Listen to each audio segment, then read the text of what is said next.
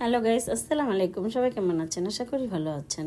তো আজকে শুরু থেকে শেষ পর্যন্ত আমার ভিডিওটা দেখার জন্য অনুরোধ রইল। সবাই আমার ভিডিওটা শুরু থেকে শেষ পর্যন্ত দেখবেন। তো এই গরমের মধ্যে দেখেন সাইজা গুজা কোথায় বেরিয়েছি, তো কী পরিমাণ গরম দেখেন। আমি একটু মেকআপ করছিলাম, মেকআপগুলো সব গইলা গইলা মনে হইতেছে আমার ফেস দিয়ে বেরিয়ে আসছে। তাই যাক, এই গরমের মধ্যে যে বাইরে ঘুরতে যেতে একটু ভালো লাগে, যেমন বাইরের আবহাওয়াটা যেতে ভালো লাগে। আর মানুষ সারাক্ষণ ঘরে থাকতে থাকতে মানুষ অসুস্থ হয়ে যায়। প্রত্যেকটা মানুষেরই উচিত যে একটু বাইরে যাওয়া, বাইরে ঘোরাটেরা ঘুরনটা অনেক ভালো দরকার। মানে নিজের স্বাস্থ্যের জন্য, নিজের শরীরের জন্য, নিজের মনের জন্য, সব কিছুর জন্য মানুষের বাইরে অবশ্যই বেড়ানোর দরকার, বাইরে একটু ঘোরাফেরা করা দরকার। তাই যাক, আমি আজকে সেজে গুজা বেড়ে গেলাম এই গরমের মধ্যে। তো এটা ছিল আমাদের নারায়ণগঞ্জ দিঘিচর।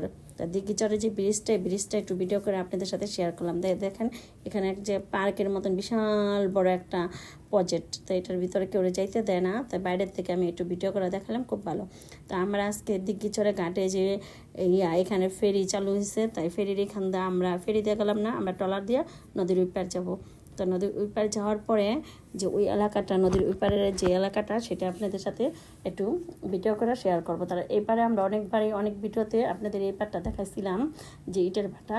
তা আজকে আমরা ওই পারে যাব, ওই পারে গিয়ে যে খোলা যে ইটের ভাটা আছে সেটা আপনাদের সাথে আমরা শেয়ার করবো। তো এই যে এখানে আমি দেখাইতেছিলাম, এখানে যে গাছগুলা, এগুলো মানে গরুর জন্য এই গাছগুলা চাষ করা হয়, গরু খায়, গরু ছাগলে খায় এই গাছগুলা। তো এখানে গাছগুলা চাষ করতে মনে হইতেছে ভুট্টা খাতে, যে ভুট্টা হয় না, ভুট্টা খাতে এরকম মনে হইতেছিল। তাই আমি প্রথম ভাবছিলাম যেটা মনে হয় ভুট্টা ক্ষেত, তা দেখি না, আসলে এটা ভুট্টা ক্ষেত না, এটা ওই যে গরুর চাষ করা যে ঘাস, এই গরু খাবারের যে ঘাস, ওই ঘাসটাই চাষ করছে।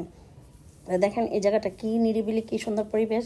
তো এখানে পিকনিক করতে আসলে অবশ্যই ভালো লাগবে। তো এখানে আসলে সাবধানে আসবেন, কারণ ফ্যামিলি সবাই আসবেন।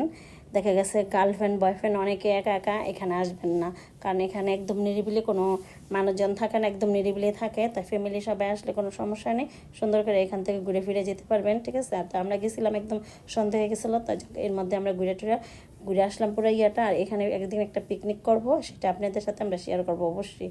তো সবাই ভালো থাকেন, টাটা বাই বাই। আর অবশ্যই আমার ইউটিউব চ্যানেলটা একটা সাবস্ক্রাইব করবেন। আর এরকম সুন্দর সুন্দর লোকেশনের ভিডিও যদি আমার কাছে দেখতে চান, অবশ্যই কমেন্ট করবেন। আর আমার পেজটা একটা ফলো দিবেন, আমার ইউটিউব চ্যানেলটা একটা সাবস্ক্রাইব করবেন, আর আমার ভিডিওটা শেয়ার করবেন প্লিজ। আপনাদের কাছে সবার কাছে একটাই অনুরোধ, আমার ভিডিওটা শেয়ার করবেন। Bye bye, tata.